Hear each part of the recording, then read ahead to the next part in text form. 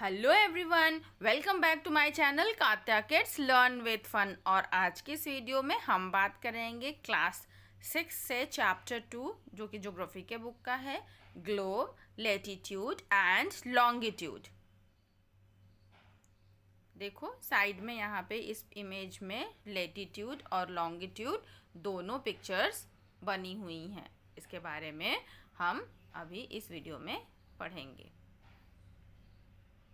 In the previous chapter, you have read that our planet Earth is not a sphere.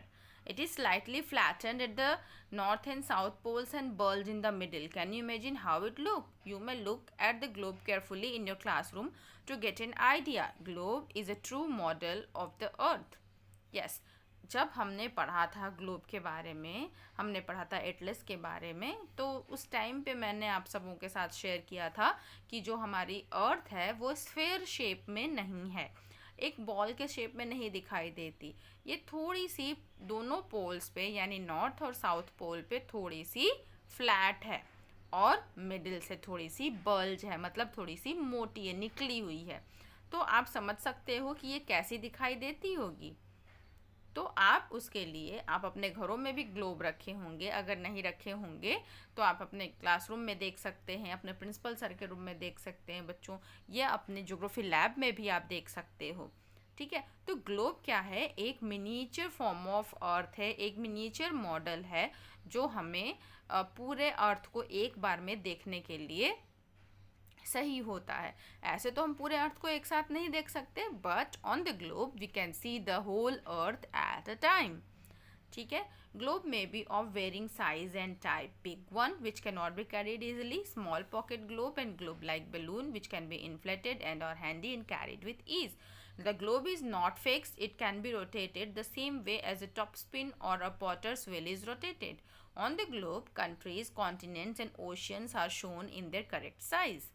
Yes, जो globes होते हैं वो अलग अलग तरीके के होते हैं। जैसे आपको सामने ये पिक्चर दिख रही है ना, ये बड़ी भी हो सकती है, ये छोटे भी हो सकते हैं, ये पॉकेट साइज भी हो सकते हैं और बलून के जैसे भी हो सकते हैं, जो बाद में उनकी हवा निकाल करके क्या करे जाए, उनको फ्लैट कर दिया जाए।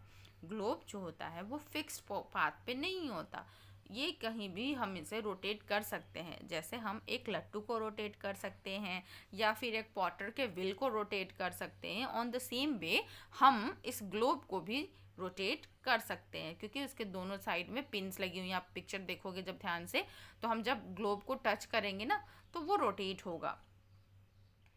तो ग्लोब पे कंट्री, कॉन्टिनेंट और ओशियन के करेक्ट साइजेस का पता चलता है। It is difficult to describe the location of a point on the sphere like the earth. Now the question arises as to how to locate a place on it. अब अगर हम ये map, ये globe देखें तो उसमें किसी चीज़ को पॉइंट कर पाना बहुत मुश्किल होता है। तो यहाँ पे क्वेश्चन राइज होता है कि किसी चीज़ को हम कैसे लोकेट करेंगे, किसी प्लेस को हम कैसे लोकेट करेंगे। We need certain point of reference and lines to find out location of the place. और इसी के लिए हमें कुछ लाइन्स की ज़रूरत पड़ती है ताकि हम उनका रेफरेंस देख करके उस जगह को बता सकें। You will notice that a needle is fixed through the globe in a tilted manner, which is called its axis. देखो अगर हम ग्लोब देखेंगे तो एक निडल है जो यहाँ से यहाँ तक अटैच्ड है, राइट? ये जो अटैच्ड है निडल, तो ये क्या है? एक टिल्टेड निडल है जिसको हम क्या बोलते हैं? एक्सिस बोलते हैं, जिसपे कि ये रोटेट होता रहता है। 2 points on the globe through which the needle passes are 2 poles, north pole and south pole. और यही जो needle like structure है जहाँ पर ये अर्थ से मिल रहा है, उसको हम क्या बोलेंगे? जो नॉर्थ डायरेक्शन में है वो नॉर्थ पोल। यस, ये जो नॉर्थ डायरेक्शन में है ना, जो नॉर्थ डायरेक्शन में है यहाँ पे इस जगह पे, उसको हम बोलेंगे नॉर्थ पोल। और जो साउथ में है उसे हम बोलेंगे south pole.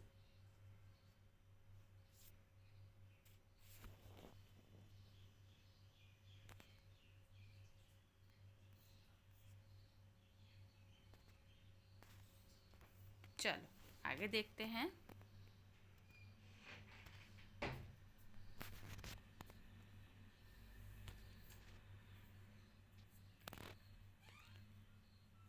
The globe can be moved around this needle from west to east just as the earth move. अब ये जो ग्लोब है जो निडल से अटैच्ड है, इस पे जो ग्लोब का अर्थ का स्ट्रक्चर है वो वेस्ट से ईस्ट डायरेक्शन की तरफ घूमता है जैसे हमारा अर्थ घूमता है. But remember there is a major difference. The real earth has no such needle. It moves around its axis which is an imaginary line. लेकिन इन दोनों में डिफरेंस ये है कि जो हमारा रियल अर्थ है, मतलब जो हमारी मदर अर्थ है, इनमें ऐसा कोई निडल नहीं लगा है. ये अपने एक्सिस के ऊपर घूमते रहते हैं जो एक इमेजिनरी लाइन है. Another imaginary line running on the globe divides it into two equal parts. और जो दूसरी इमेजिनरी लाइन जो ग्लोब पे है वो ग्लोब को दो इक्वल पार्ट में डिवाइड करता है. And this line is known as equator. इस लाइन को हम क्या कहते हैं बच्चों? इसको हम कहते हैं इक्वेटर, जो हमारी धरती को दो बराबर हिस्सों में डिवाइड कर देती है. काट के नहीं डिवाइड करती. और जैसे हमने बताया ना आपको कि ये लोकेशन कोड आइडेंटिफाई करती है, जिसकी वजह से हमने एक इमेजिनरी लाइन ड्रॉ करी बिल्कुल अर्थ के बीचों बीच, जिसको बताया गया, नाम रखा गया उसका equator. The northern half of the earth is known as northern hemisphere and the southern half of the earth is known as southern hemisphere. Yes, जो उसका नॉर्थ वाला हिस्सा था उसको हमने क्या कहा? नॉर्दर्न हेमिस्फीयर कहा. और जो साउथ वाला हिस्सा था उसको हमने सदर्न हेमिस्फीयर कहा. They are both equal halves. Therefore, the equator is an imaginary circular line and is very important reference point to locate places on the earth. All parallel lines from the equator up to the poles are called parallel of latitude. अब वो सभी जो lines जो equator के parallel चल रही होती है, पैरेलल पता होगा आपको बच्चों, आपने मैथ्स में पढ़ा होगा. मैं आपको बता दूं, ऐसी दो लाइंस जो आपस में कभी ज्वाइन नहीं होती उनको हम बोलते हैं पैरेलल लाइंस. ठीक है, तो जो भी इक्वेटर के ऊपर जो लाइंस गुजरेंगी, जो कभी अपने आपको इंटरसेक्ट नहीं होंगी एक दूसरे से, तो उनको हम क्या बोलते हैं? Parallels of latitude. तो latitudes are measured in degrees. और ये सभी जो लैटिट्यूड्स हैं इनको हम किस में मेजर करते हैं? डिग्री में. ओके, तो मैं आपको एक आइडेंटिफाई करने का तरीका बता दूं. लेटीट्यूड. लेटीट्यूड मतलब ऐसी लाइंस जो लेट के चलती हों. ठीक है, ऐसी लाइंस जो इस तरीके से लेट के जा रही हैं. देखो ये लेटी हुई लाइंस है ना, ऐसे. ये इक्वेटर है, इक्वेटर के ऊपर ये लेटी हुई लाइंस है, तो ये क्या है? लेटीट्यूड है. और इसके जस्ट अपोजिट जब हम लॉन्गिट्यूड ड्रॉ करेंगे तो वो ऐसे ड्रॉ होंगी, लॉन्ग में ड्रॉ होंगी. ओके, कैसे होंगी? लॉन्ग में. इसलिए इनका नाम क्या है? लॉन्गिट्यूड है और ये लेटीट्यूड है. ओके, चलो आगे बढ़ते हैं.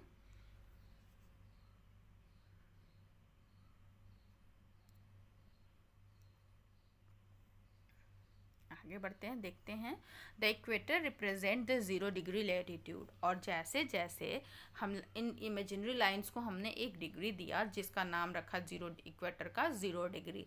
तो अब जैसे जैसे हम नॉर्थ में चलते जाएंगे वो डिग्री बढ़ती चली जाएगी, और जैसे जैसे हम साउथ में चलते जाएंगे वैसे ही वो डिग्री भी आगे बढ़ती जाएगी.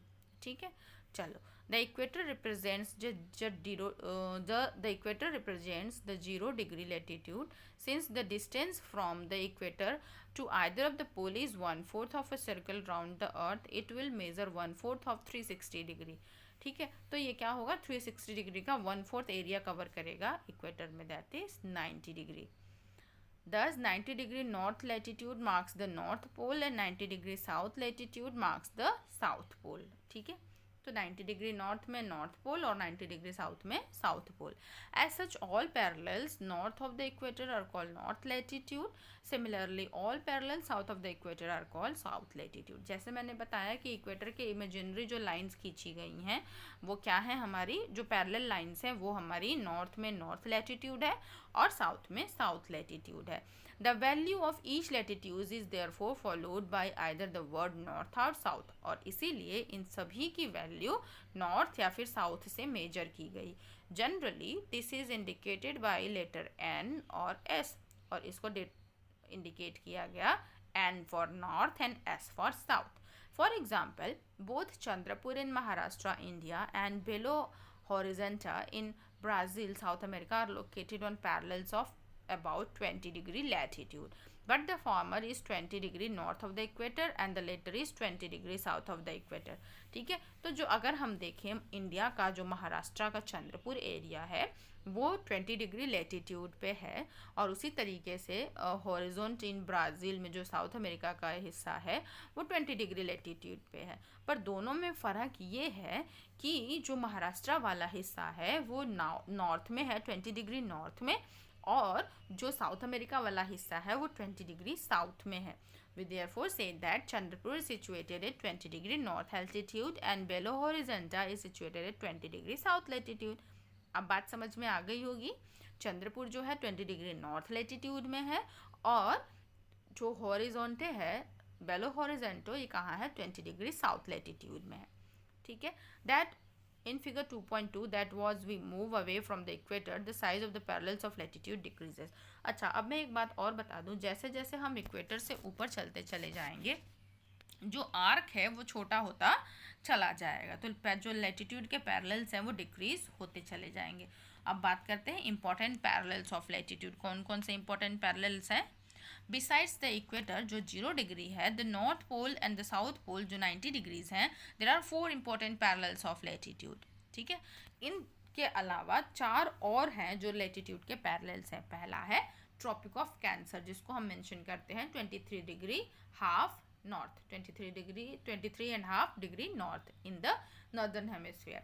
नॉर्दर्न हेमिस्फीयर में ट्रॉपिक ऑफ कैंसर जो है वो 23 एंड हाफ डिग्री नॉर्थ है. जो दूसरा है वो है tropic of capricorn, 23 and half degree south में है. ठीक है, दोनों का मेजरमेंट सेम है, बस नॉर्थ और साउथ का फर्क है. तो हमें नॉर्थ में क्या मिला, ट्रॉपिक ऑफ कैंसर, और साउथ में क्या मिला, ट्रॉपिक ऑफ कैप्रिकॉर्न. और थर्ड वन है आर्कटिक सर्कल जो 66 एंड हाफ डिग्री है नॉर्थ ऑफ द इक्वेटर है. And fourth one is Antarctic circle जो 66 and half degree south of the equator है. तो आर्कटिक क्या है, 66 एंड हाफ डिग्री नॉर्थ में है, और Antarctic 66 and half degree south में है. तो हम देखें तो ट्रॉपिक ऑफ कैंसर है 23 and half degree north, tropic of capricorn है 23 and half degree south, arctic circle है 66 एंड हाफ डिग्री नॉर्थ, और एंटार्क्टिक सर्कल है 66 एंड हाफ डिग्री साउथ. मतलब आर्कटिक सबसे ऊपर, और उसके बाद होगा कैप्रिकॉर्न, उसके बाद होगा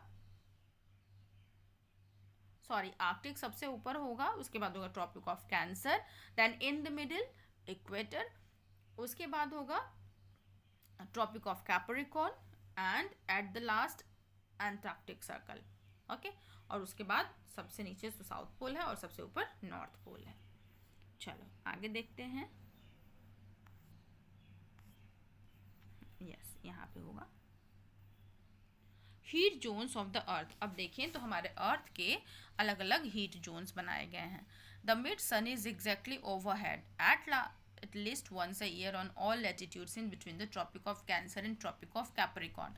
अगर हम देखें तो जो सूरज है बिल्कुल ऊपर सिर पे कब चमकता है, साल में एक बार. ठीक है, तो सूरज कहाँ चमकता है, साल में एक बार बिल्कुल सिर के ऊपर होता है, between tropic of cancer and tropic of capricorn के बीचों बीच. तो इसीलिए इस एरिया में अधिक से अधिक हीट रिसीव होती है, और हीट रिसीव होने की वजह से इस एरिया को बोलते हैं टॉरिड जोन. क्या बोलते हैं, torrid zone. Repeat with me, torrid zone. ठीक है बच्चों, इन्हें हम क्या बोलते हैं, टॉरिड जोन. मतलब ट्रॉपिक ऑफ कैंसर और ट्रॉपिक ऑफ कैप्रिकॉर्न के बीच का जो हिस्सा है, यहाँ पर सूरज की किरणें बहुत तेज पड़ती हैं, बहुत तेज गर्मी होती है, इसलिए इसको हम बोलते हैं torrid zone. The mid day sun never shines overhead on any latitude beyond the tropic of cancer and tropic of capricorn. और इसी तरीके से जो दिन का सूरज है जो सिर के ऊपर चमकता है वो ट्रॉपिक ऑफ कैप्रिकॉर्न और ट्रॉपिक ऑफ कैंसर के जो ऊपरी का हिस्सा है या सबसे नीचे का हिस्सा है उन जगहों पे वो नहीं पहुंचता. तो angle of the sun rays goes on decreasing towards the pole, क्योंकि जैसे जैसे हम पोल्स की तरफ बढ़ते चले जाते हैं सूरज की किरणें वहाँ तक पहुँचनी मुश्किल हो जाती हैं, इसलिए वहाँ पे सूरज की किरणें नहीं मिलती हैं. As such the area bounded by the tropic of cancer and arctic circle. तो वो जो एरिया जो ट्रॉपिक ऑफ कैंसर और आर्कटिक सर्कल से जुड़ा हुआ है नॉर्दर्न हेमिस्फीयर में है, and the tropic of capricorn and antarctic circle जो सदर्न हेमिस्फीयर में है, have moderate temperature, these are therefore called temperate zone. ठीक है, तो हमने देखा टॉरॉइड जोन जहाँ पे बहुत ज़्यादा गर्मी पड़ती है, और ट्रॉपिक ऑफ कैंसर और आर्कटिक सर्कल के बीच में जो नॉर्दर्न हेमिस्फीयर का हिस्सा है, एंड ट्रॉपिक ऑफ कैप्रिकॉर्न और अंटार्कटिक सर्कल में जो सदर्न हेमिस्फीयर का हिस्सा है, यहाँ पे मॉडरेट टेम्परेचर होता है, जिसकी वजह से इसको हम बोलते हैं temperate zone. Areas lying between the arctic circle and the north pole, वो एरिया जो आर्कटिक सर्कल और नॉर्थ पोल के बीच में है, उसको नॉर्दर्न हेमिस्फीयर में है, and the antarctic circle in the south pole in the southern hemisphere are very cold. मतलब जो पोल्स के आसपास का जगह है, नॉर्थ पोल और साउथ पोल में, यहाँ पे बहुत ठंडा होता है, और यहाँ पे सूरज की रोशनी भी नहीं पहुँच पाती। Therefore its rays are always slanting and provide less heat, यहाँ पे बहुत कम गर्मी पहुँच पाती है, सूरज की रोशनी बहुत कम पहुंच पाती है, इसीलिए इन जगहों को हम बोलते हैं फ्रीजिड जोन। क्या बोलते हैं बच्चों? Frigid zone. ओके, तो हमने देखा torrid zone, temperate zone and frigid zone. ठीक है, क्या देखा? Frigid zone. What are longitudes? अब हम देखते हैं, अब तक हमने पढ़ा लेटीट्यूड, अब हम पढ़ रहे हैं लॉन्गिट्यूड। देखो, जैसे मैंने बताया था आपको, ये लंबी लंबी बनी होंगी, लंबे खड़ी हुई होंगी, तो जब हम खड़े हुए होंगे तो हम लॉन्गिट्यूड बना रहे होंगे। Okay, to fix the position of a place it is necessary to know something more than the latitude of that place. तो इसलिए किसी चीज़ का पोजीशन बनाने के लिए, फिक्स करने के लिए, हमें लेटीट्यूड से भी ज़्यादा ज़रूरी एक और चीज़ होता है जो हमें जानना ज़रूरी होता है। You can see for example that Tonga Island and Mauritius Island are situated on the same latitude. हम देखें तो टोंगा आइलैंड जो है और मॉरिशस जो आइलैंड है इंडियन ओशन में, वो एक ही लेटीट्यूड पे हैं। Now in order to locate them precisely we must find out how far east to west these places are from a given line of reference. लेकिन फिर भी इन दोनों के बीच में बहुत दूरियां हैं, तो इस दूरी को हम कैसे गेन करेंगे, हम कैसे पता करेंगे? हम पता करेंगे लेटीट्यूड से। ठीक है, लेटीट्यूड एक इमेजिनरी लाइन है, उससे हम पता करेंगे। These lines of references are called meridians of longitude. ठीक है, लेटीट्यूड में तो हमने देख लिया कि एक ही पोजीशन में हमें पता चल गया कि ये 20 डिग्री नॉर्थ और 20 डिग्री साउथ, 20 डिग्री साउथ में, सॉरी 20 डिग्री नॉर्थ में नहीं, 20 डिग्री साउथ में है। लेकिन अब हम दोनों के बीच में डिफरेंस कैसे पता करेंगे? इन दोनों के बीच में कितने किलोमीटर की गैपिंग है, कितने डिग्री की गैपिंग है, तो इसको हम लॉन्गिट्यूड से पता करेंगे।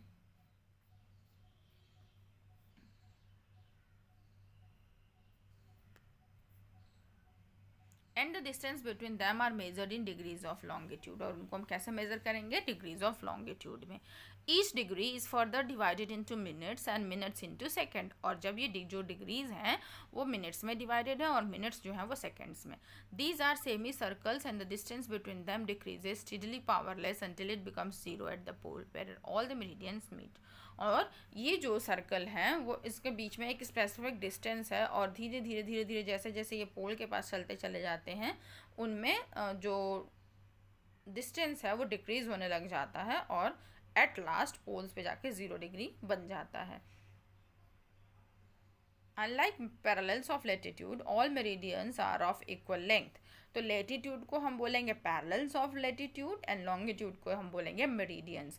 Thus, it was difficult to number the meridians. Hence, all countries decided that the count should be begin from the meridian which passes through Greenwich, which the British Royal Observatory is located. This meridian is called the prime meridian. तो अब जब हम latitude बना लिए तो हमें longitude बनाने में बहुत दिक्कत आने लगी, तो हमने क्या किया कि जो ब्रिटिश रॉयल ऑब्जर्वेटरी है उस जगह पे प्राइम मेरिडियन बनाया, ग्रीनविच लाइन बनाई, जिसके बाद से वो वर्ल्ड को 2 हिस्से में बांट दिया, और ये जो वैल्यू थी जो प्राइम मेरिडियन की वो 0 डिग्री है, and from it we count 180 eastward. ठीक है, तो हम अब इसके बाद से 0 डिग्री से 180 डिग्री तक ईस्ट में काउंट करते हैं, और फिर उसी तरीके से 180 डिग्री वेस्ट में काउंट करते हैं।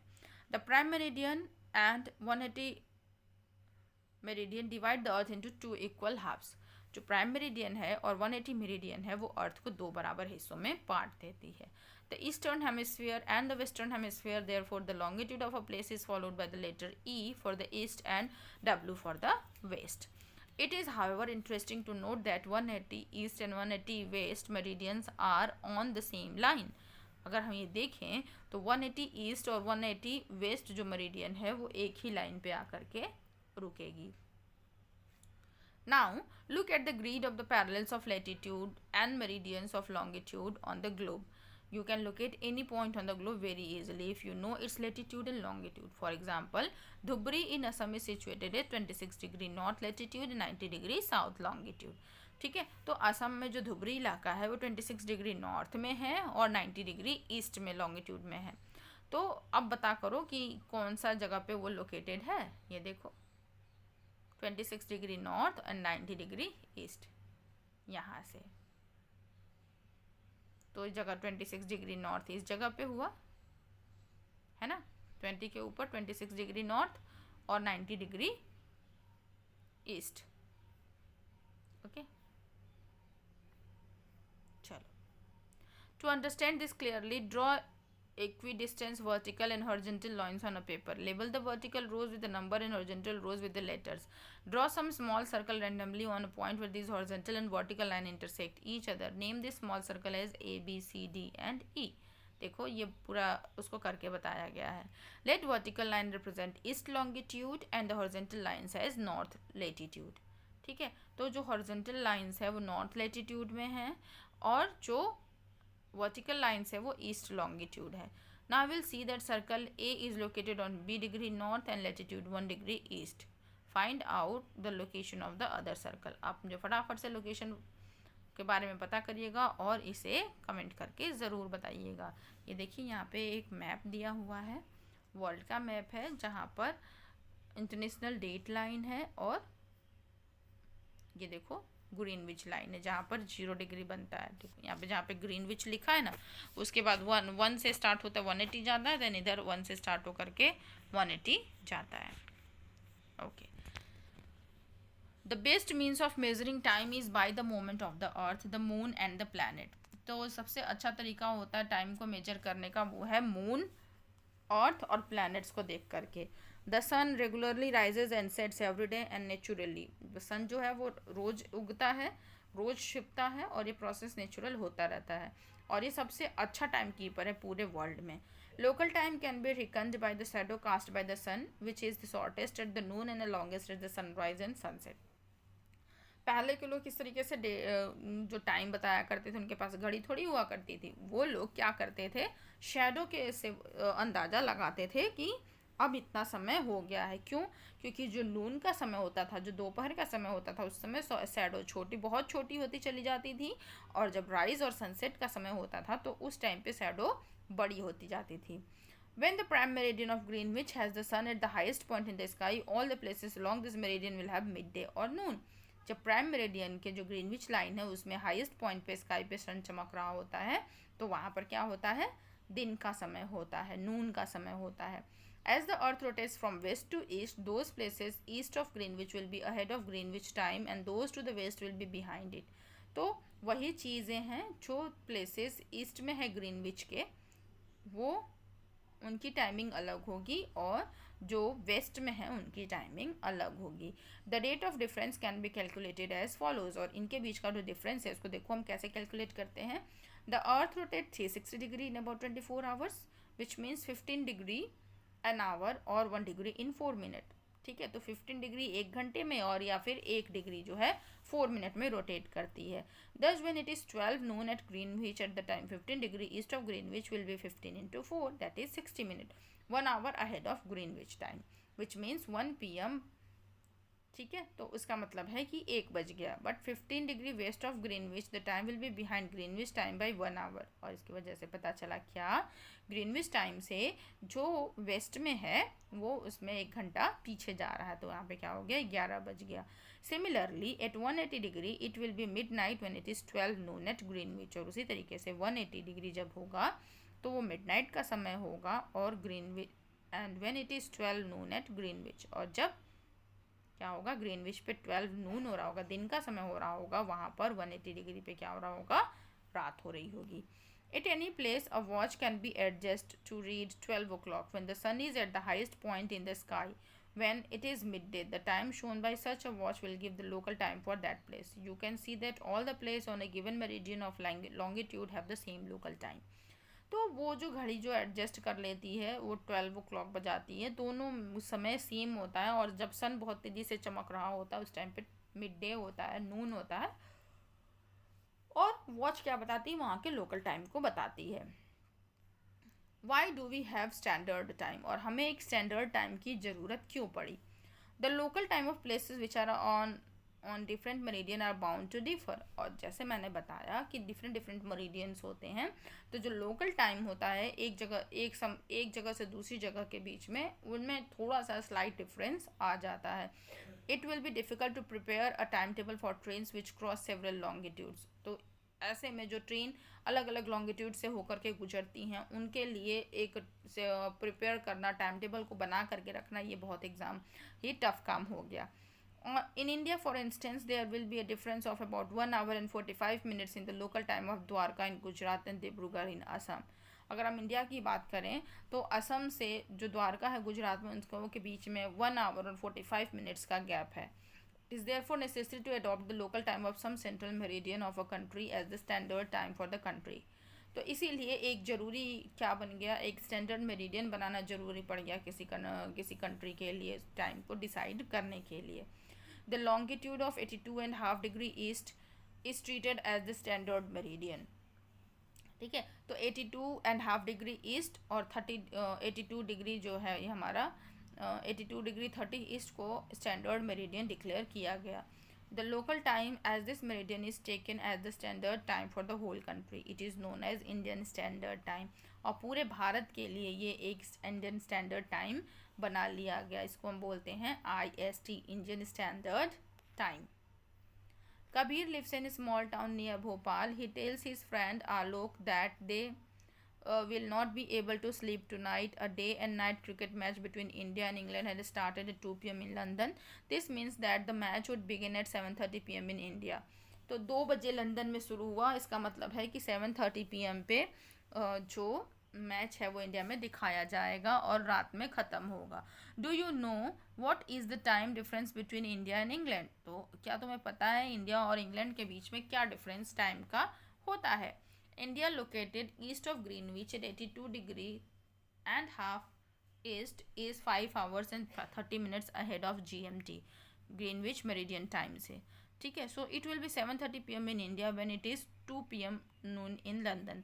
जब लंदन में दोपहर के 2 बज रहे होंगे तो इंडिया में 7:30 हो रहा होगा. इसलिए मैंने बताया आपको कि एक स्टैंडर्ड टाइम मेरिडियन एक कंट्री अपने लिए स्पेसिफिक रखती है, क्योंकि एक लॉन्गिट्यूड से दूसरे लॉन्गिट्यूड में जब हम पास ऑन करते हैं तो टाइम में डिफरेंस देखने को मिलता है.